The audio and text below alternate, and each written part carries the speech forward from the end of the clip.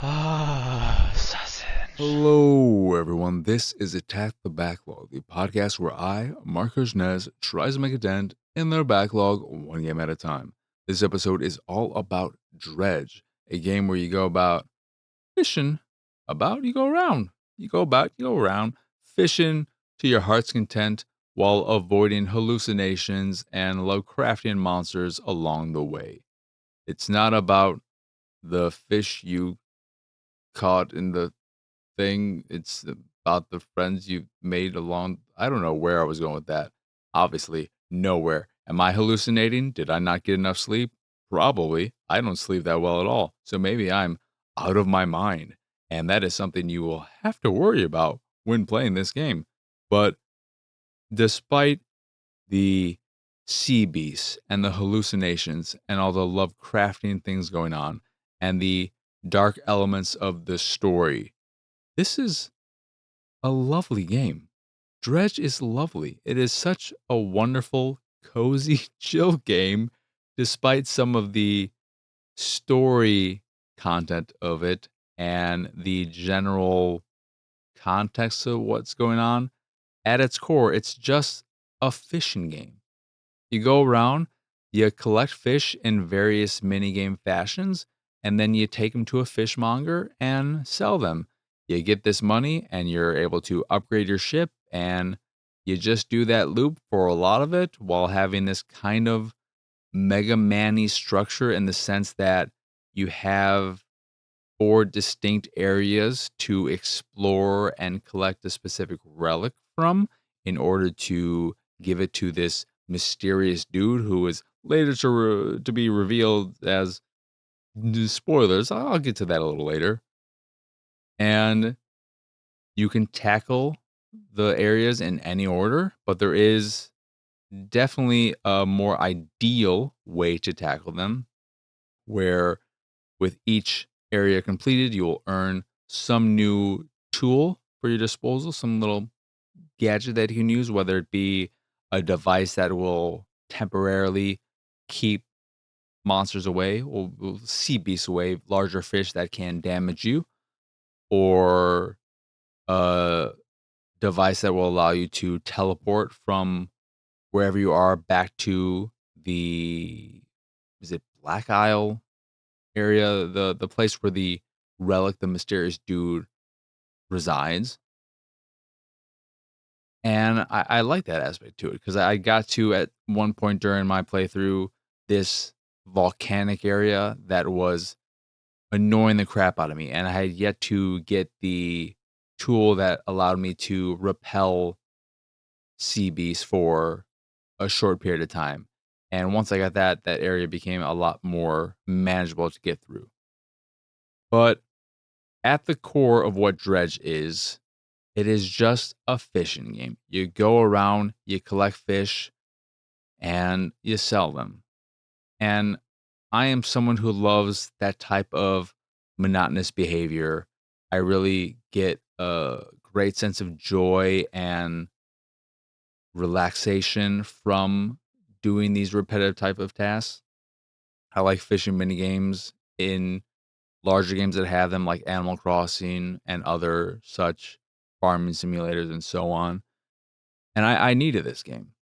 After playing through Kingdom Come Deliverance for 50 or so hours, hating most of it, being frustrated through a lot of it, I needed something to chill out with, to relax with. And I ended up falling on Dredge, and it was a great time. I really like the look of it. It's got a good soundtrack as well that fits the general mood of it. I had to learn some things early on too, because I undervalued the importance of sleep. The game beats you over the head with it at the start, reminding you that you need to sleep. The random NPCs in the game who you'll talk to at various docks that will give you some flavor, story, and stuff revolving around the main story as well. They will constantly tell you if you haven't slept in a while, you're looking pretty tired. You should probably sleep. And I took all of that as a suggestion, but not it's just like, you know what? It would be a good idea to sleep, or maybe I took it as also more of a story thing that's just kind of giving me more flavor as well, and not something I had to do. It's just, it's just a suggestion. You're looking tired. You can sleep if you want, and you can sleep at any dock. And I took that gameplay mechanic as I don't need to do this. What I guess I would just do this if I wanted to be day or night so that I could get certain types of fish because only certain fish will come out during certain times of day. So squid, for example, only come out at night. And I'm sure there are large fish that only come out during day daytime and so on. So I thought that was the only reason for sleeping to quickly get to that time of the day. But I eventually realized that the whole hallucination mechanic of the game, where as you are exploring the world and being out there on sea by yourself, not sleeping, this eye will start to open more and more, and the world would become more kind of distorted feeling and have this kind of overlay of reddish, orangish, pinkish, wavy, hallucinatory vibes going on that that happens because you're not sleeping. In addition to running into things that kind of freak you out through not sleeping, you're becoming more and more unhinged, and that allows for certain things to attack you or for random hallucinatory rocks and whatnot to get in your way and potentially damage you. So sleeping is very much so important. And I learned that the hard way, where I was being too risky, and then I would constantly get attacked by this or that, get damage to my hull, have to pay to get it repaired. And I was getting very frustrated with that. And then I was told by a friend, you gotta sleep.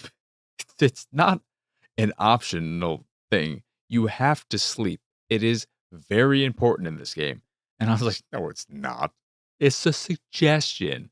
And the only thing that's a suggestion about it is I'm an idiot. I don't know what I was doing with that. But I really like the game. Again, there's not that much to say about it just because it is so simple. It is it is really just fishing, and then the story stuff revolved around it. And again, going from these various locations. So you have one area that's very volcanic, and I played through the whole thing. I beat the game, got both endings, and played through and completed both DLCs as well. I didn't get all the achievements because there are still fish to discover and so on, but I like it so much to give an idea of how much I like it. I do want to get all the achievements, unless there are some weird ones that I either can't get in this playthrough because they're missable or some other nonsense. But there are still mysteries to discover in the world, and I want to do all that because it's also just a nice game to be in and fish around and sell stuff, and it's a pleasant world to be in. But you are this fisherman who washes up, your boat gets destroyed, and so you get this kind of junker that you are able to make better through playing the game and selling goods and upgrading stuff using material you find in the environment. You fish up scrap metal, wood, cloth, and you use that to expand your ship so that you can have a larger hull or more slots for fishing material, for your engine, for your light, and so on. And you have these 4 areas. One's a volcanic area, one is a more swampy area, another is this pretty barren former outpost type area that has this large sea monster, sort of like a large Cthulhu-y, tentacle-y thing that a scientist there is hanging out in the fort trying to learn more about, and you eventually hook up this generator so that you can repel it for a period of time, and then you could fish in its area and so on. And like I said, there is definitely a more ideal order to tackle them in. And I can't remember if the mysterious dude, who spoilers, and you end up finding out that the mysterious dude is actually yourself. And the lighthouse operator knows what's going on. So do a few other ones who are kind of talking to you about in a way that makes you confused as to why they refer to you like they know you and to other parts of you, your wife, and so on. And you find out that your wife, I forget the exact parts of the story because I was mildly interested in the story. I think it did a good enough job of progressing me through the game, but at its core, I just wanted to fish. I just wanted to fish and boat around and relax. I didn't want to think about the game too much. It's a very good podcast game. But I can't remember if your wife died in some way or another, but you have the two endings where either you take all these pieces of her, these not the artifacts, I guess you'd call them, and you throw them into the sea in a distinct location, and then you summon her back, and through that, the sea monster comes and destroys the town. Or you can take this book that you use to summon her, and you throw that into the sea, and then the sea takes you along with the book, and the town lives, but you're gone. And those are your two endings. But then you have the DLC, which is the Pale Reach and the Iron Rig. The Pale Reach is a very short, kind of underwhelming bit of DLC that takes place in an icy area where you are getting through there. You collect some stuff and you break these people out of their ice, and I guess it makes the eyes on this giant frozen sea beast close, and then it just doesn't have a real big crescendo of an ending, so that it kind of just sputters along. The only thing I loved about it was that you get this great tool from completing that area that, like the teleportation that allows you to destroy your boat, essentially, visually at least, and return to that mysterious dude, you in this case, that home. This one allows you to create a portal anywhere you are that will send you back there, but then there will be a portal there that can send you back to where you were so that you can have this fast travel system wherever you are that not just sends you back to that home, but allows you to go back to where you were. Because with the teleportation thing you get in the main game, that just sends you back to the home area, but doesn't allow you to go back to where you were, where you teleported from. And this anchor that you get through the Pale Reach DLC that allows you to do that, which is nice. But that whole DLC was pretty underwhelming. The Iron Rig is more interesting in that it is about building up this iron rig from nothing, and you're collecting goods to do that. You go from area to area. It kind of allows you to revisit these areas you were at and collect new fish from oil spills and build up this rig while it's fending off and dealing with a large underwater beast of its own. You get to upgrade your ship in various ways, get new, they're not really new fishing poles, and uh, so much. They're just kind of what you need in order to fish in those oil spill areas, but they're not really any different. And you're building it up until you eventually crescendo there, and it's just a nicer way, and you feel a more consistent sense of progression, and it's a different style of play, and thing to do than the main game, so I liked it more than the Pale Reach. And they're very different because the Pale Reach is a new area, and the Iron Rig is having you go to these areas that you've already played through and doing stuff there again. And they're integrated in the main game. So if you are like me and you're starting the game fresh and you have all the DLC, they're just integrated into the main game right from the start. They're not end game content or anything like that. I also liked, I think it was with the Pale Reach, you get a net that is good in all water types, which is also nice.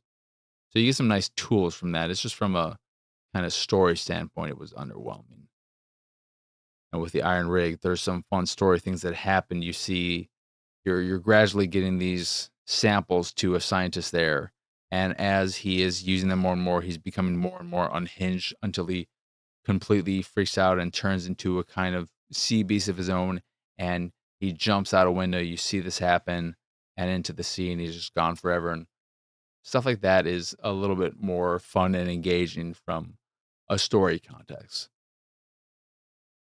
But I just really like the game. Again, I don't it's a hard game to try and sell, I think, because at its core, it's a fishing game. And I think for someone to like it, you really have to like fishing mini games. Because the mini games too, to actually talk about the gameplay, they work in a very minute selection of ways. You have ones that are kind of you'll have a ring, and from the inside it'll constantly be growing, and you want to hit the button when the growing ring is in the designated area, and hit it at the right time. And you do this a certain amount of times until a bar at the side raises to the top, basically getting the fish to the surface, and then you collect the fish. Or ones where you're in a circular area and a ball is moving around in it, and you want to press the button when it's in a specific designated area. Again, there are ones in, I think, with the oil sludge one, so with the DLC, where it is kind of going in a spiral, and you're constantly pressing in the designated area. Then a gate opens up so that it can keep going, and you're just wanting to get all the way to the end. But that is basically what you're doing in terms of gameplay for the fishing. And then again, you just take the fish and the fish you collect, you have your hull, so the space for your fish, and it's treated sort of like a Resident Evil game in terms of inventory management, where you are not Legoing, but Tetrising these fish that come in various shapes and sizes. So one might be an L shape, one might be a very long shape, one might be a big block. And you are trying to manage your inventory space so that you can have as many fish in there as possible, so that you'll have L's and whatnot in shapes and ways so that you can min max your space so that you don't have to take as many trips from fishing to selling and so on. So that's a fun element as well. But it is a very simple game at its core. And that is what I really liked about it. It doesn't require you to think too much about what you're doing. The the gameplay is just there to be this relatively chill and relaxing thing. And then the extra sauce on top is in the world and the mystery that's going on. Because in addition to the story that plays out as it does, you will be able to talk to various side characters and do side activities. And just through exploring the world, you will find relics and statues and random characters as well, but things that will have some kind of fish icon on them, and they want an offering, so that you have to collect a certain type of fish and bring them back there. And then when you do that, something will happen, and other mysterious elements of that. So there is a, a reason to go around exploring and not just following the story. So I like that about it. And you gradually get tools and items that allow you to explore more of the world without having to go back to a dock and sleep. So you'll get consumables that will help you repair your ship when it's damaged without having to be at a shipyard to do it, or a drink that will reduce your insanity, keep you more sane, keep the hallucinations at bay, and so on. And I didn't value nets until much later in the game, and it's just a way of getting free fish without having to fish. I should have used those more. And there's crab nets you can use to collect crab and so on and so forth. I don't know. It's just a really nice, relaxing game. And I would recommend it wholeheartedly to anyone who if you enjoy fishing mini games in stuff like Animal Crossing or anything Stardew Valley, whatnot, and you want a game that is based around that, but also definitely if you just like fishing, I think you'll enjoy this because regardless of your feelings towards Lovecraftian stuff and all of that, you'll just enjoy the base gameplay. As annoying as it can be having to worry about sleeping and regularly going back to a dock, finding a dock to rest at, it's not the most annoying thing to deal with. Not really. There are some areas that are more annoying. That volcanic area, real annoying. The part that has the giant beast in the middle, super chill. As long as you stay away from that thing, but if you turn on the thing with the generator, it keeps it at bay. There is basically nothing there that is messing with you. Great place to just farm fish and make a lot of money.